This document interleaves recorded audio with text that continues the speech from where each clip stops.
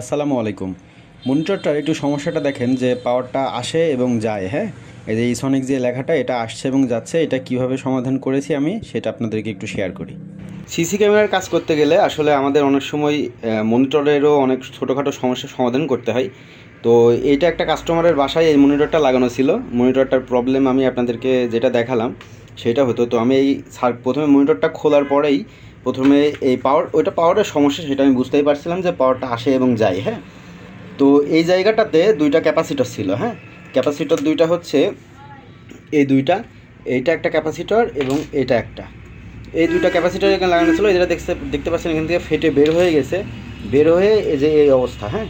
তো এটা ফেটে বের হয়ে গিয়েছিল। আর মনিটরের এই জায়গাটাতে ওই যে একটু মানে এটা হিট হয়ে যখন ফাটে তখন এই জায়গাটাতে একটু দাগ হয়ে গেছে। তো আমার এটা সন্দেহ ছিল যে ক্যাপাসিটর জনিত সমস্যার কারণে। তো আমি এই ক্যাপাসিটর দুইটা একটা যারা টিভি মেকানিক আছে তাদের দোকানে গেলাম যে ভাই এই মানের ক্যাপাসিটর দুইটা দেন। এটাও একটু দেখেন যে এটি ফেটে যাওয়ার উপক্রম। তো এই দুইটা ক্যাপাসিটরের কথা আমি দোকানে বলেছিলাম যারা টিভি সারে আর কি। তো তারা আমাকে এই দুইটা ক্যাপাসিটর দিছে।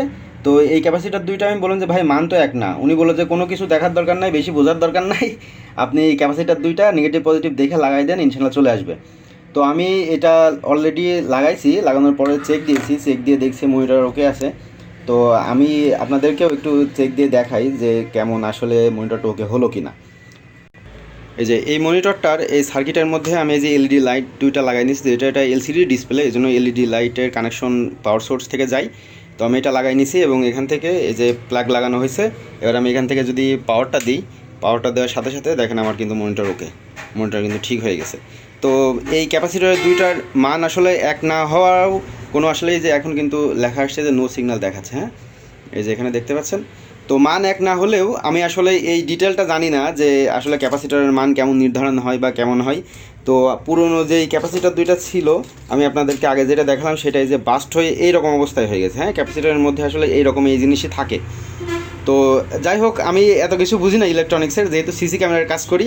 তো আমি ওনাকে জিজ্ঞাসা করার পরে উনি বললো যে এই ক্যাপাসিটরের মান এক না হলেও সমস্যা নয়, আপনি লাগাইতে বলছে লাগাই দেন। তো আমি লাগাই দিছি, এখানে সুন্দর করে সোল্ডারিং করে দিছি। এই যে সোল্ডারিং করে করা হয়েছে, আমার কাছে তাতাল ছিল, ছোটোখাটো কাজের জন্য লাগে। তো সোল্ডারিং করার পরে এই মনিটর কিন্তু ওকে হয়ে গেছে। আমি আরও একবার আপনাদেরকে একটু পাওয়ারটা দিয়ে দেখাই, যেহেতু ভিজিয়ে নেই এই জন্য পাওয়ারটা স্লিপ মোডে চলে যাচ্ছে।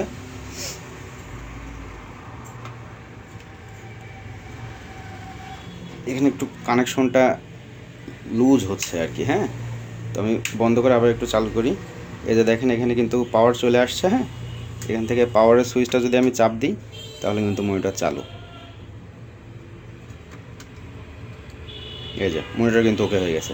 তো ছোটোখাটো প্রবলেম হলে এভাবে সমাধান করবেন। এই মনিটর পাওয়ার এবং আসে এবং যায় আলো, এই সমস্যার জন্য হইলে আপনারা ক্যাপাসিটর দেখবেন। আমি কোনো একটা জায়গায় ইলেকট্রনিক্সে দেখেছিলাম যে ক্যাপাসিটর আসলে চার্জ ধরে রাখে। তো চার্জ ধরে রাখে এই ক্যাপাসিটর, আমার মনে হচ্ছিলো যে চার্জ ধরে রাখছে না। তো না রাখার কারণ ক্যাপাসিটর হতে পারে। তো আমি ক্যাপাসিটরের দিকে যখন তাকালাম তখন দেখি এটা ফেটে গেছে, ফেটে এরকম অবস্থায় ক্যাপাসিটরের ভেতর থেকে যা ইকুইপমেন্ট আছে সব বের হয়ে গেছে। তো মনিটরটা ঠিক হয়েছে আলহামদুলিল্লাহ। আর যদি ভিডিও ভালো লাগে অবশ্যই শেয়ার করবেন আর লাইক দিয়ে পাশে থাকবেন আর চ্যানেলটাকে অবশ্যই সাবস্ক্রাইব করবেন। ধন্যবাদ। আসসালামু আলাইকুম।